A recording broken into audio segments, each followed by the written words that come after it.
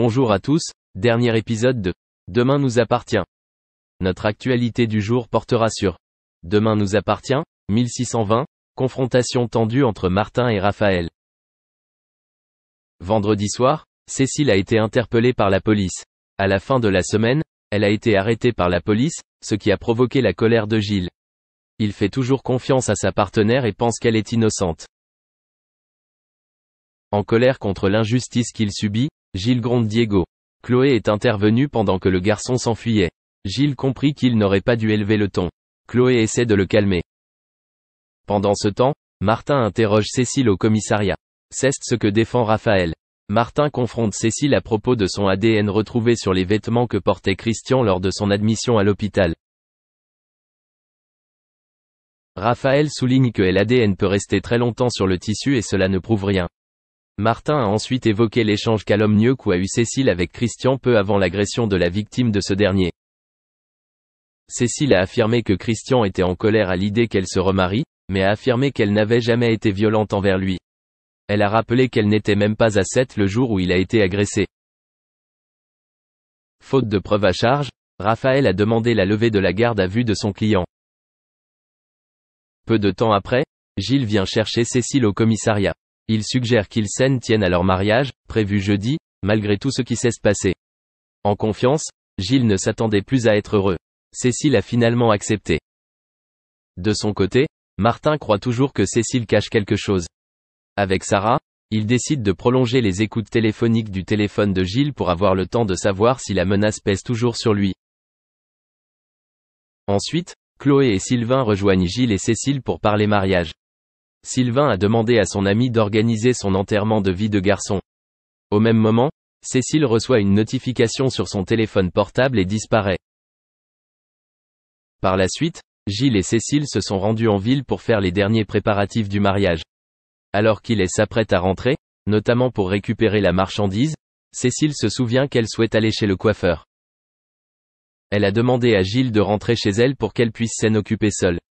Inquiet de la quitter, Gilles a promis de l'appeler toutes les 5 minutes pour s'assurer que tout allait bien. Le soir, Gilles préparait le dîner lorsque le livreur sonne enfin pour lui donner la boîte à chaussures. À l'intérieur du sac, Gilles a également découvert un Polaroid de lui-même. Au dos est écrit « 50 000 € le jeudi soir, sinon ». Immédiatement, Gilles a tenté d'appeler Cécile mais il a reçu sa messagerie vocale. Gilles s'est rendu au commissariat, où il a été récupéré par Sarah, pour leur remettre le Polaroid et informer la police qu'il n'avait plus de nouvelles de Cécile depuis la fin de la journée. Le soir, alors qu'il discutait sur un banc avec Ryan, Diego vit Cécile parler avec animation, puis serrer dans ses bras un homme dont il n'identifiait pas l'identité.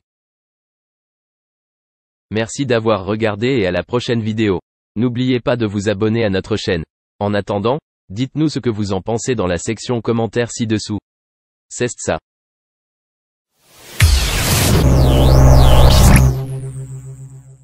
La famille Delon se retrouve à nouveau au centre d'un contentieux judiciaire, avec Anouchka Delon en vedette, suite au dépôt d'une plainte par son frère, Alain-Fabien Delon. La situation revêt une gravité accrue, car le parquet de Montargis a officiellement lancé une enquête pour abus de faiblesse. Cette évolution suscite probablement une profonde détresse chez Alain Delon, et à juste titre.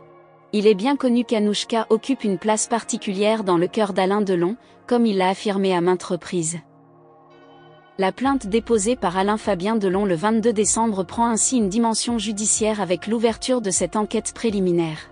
Les détails précis entourant cette affaire demeurent actuellement confidentiels, cependant, selon les informations du Parisien, les allégations formulées par le second fils d'Alain Delon s'articulent autour d'un préjudice potentiel lié à un possible abus de faiblesse envers son père.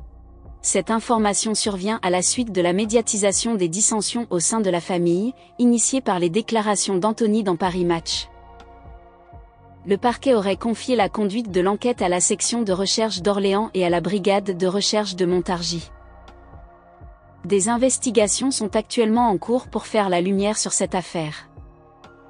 Cette situation judiciaire s'inscrit dans une série de rebondissements et de tensions déjà présents au sein de la famille Delon.